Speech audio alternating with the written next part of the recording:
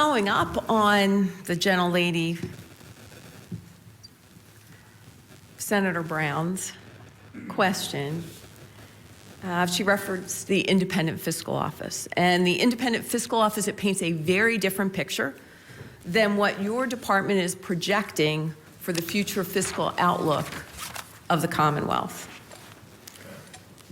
Do you believe that the nonpartisan Independent Fiscal Office should certify the official revenue estimates used to prepare the Commonwealth's budget rather than the governor's administration? That is something that I have discussed in the past. That is really an enormous question for the General Assembly and the governor, because right now the governor's authority includes that. So I could not speak to that in terms of the future position of this assembly. But the one thing that's part of this conversation is the revenue piece tends to be a more objective piece. There is some variables in it. There is some variables relating to tax credits and tax expenditures in it. But the revenue forecast that is developed by us and certified by the governor is something that is longstanding and something that would have to be part of the conversation of this assembly and the governor regarding what the future of that would be. Well, Act 120 of 2010 created the Independent Fiscal Office to monitor state spending and the budget process. And you, Mr. Secretary, were the author of the legislation that created the Independent Fiscal Office. Now, what we're seeing is a $5.1 billion difference between what your department has projected and what the Independent Fiscal Office has projected. That's roughly 10% of our total state budget. So how can your team and the Independent Fiscal Office be so far apart? Just to be clear, Senator, that $4.5 billion number is over a 5-year fiscal period, and the base of receipts during that period is around $300 million. So you have to compare it apples to apples. That's a 5-year projection. The standard for accuracy in revenue estimates, and there are estimates, they're forecasts, are not plus or minus zero. A standard across the nation in terms of standards for developing and performing is plus or minus 2%. Our differences with the Independent Fiscal Office over that 5-year projection are within those ranges. $4.5 billion over a $300 billion revenue base is a 1.5% difference. So we have to be clear of what we're talking about now in regards to the variances of performance between the Department of Revenue and the Independent Fiscal Office.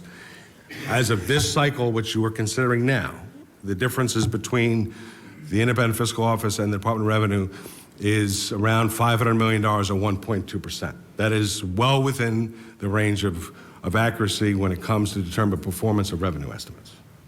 Well, I will say this, Mr. Secretary. Unlike Washington, D.C., we do not have printing presses to print dollars. If we balance our budget based on what your department and the administration is proposing, our state will be bankrupt. We have to look further out.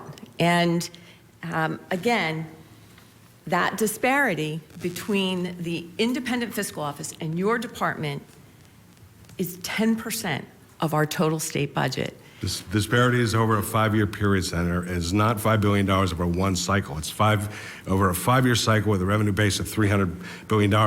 And even though I was responsible for the Independent Fiscal Office, that assumes that over that period of time that the Independent Fiscal Office revenue estimates are the ones that are accurate. We're talking about a variance between 1.2% per year. And you've seen the revenue performance over the last 6 years. The variances have been a lot more significant than that.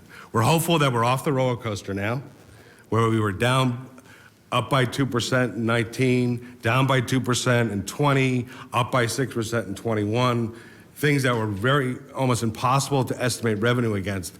And the reason why we did a 5-month budget, because projections into that cycle, given the variability and the things that you use for revenue estimating, which is historical performance, were not available to us.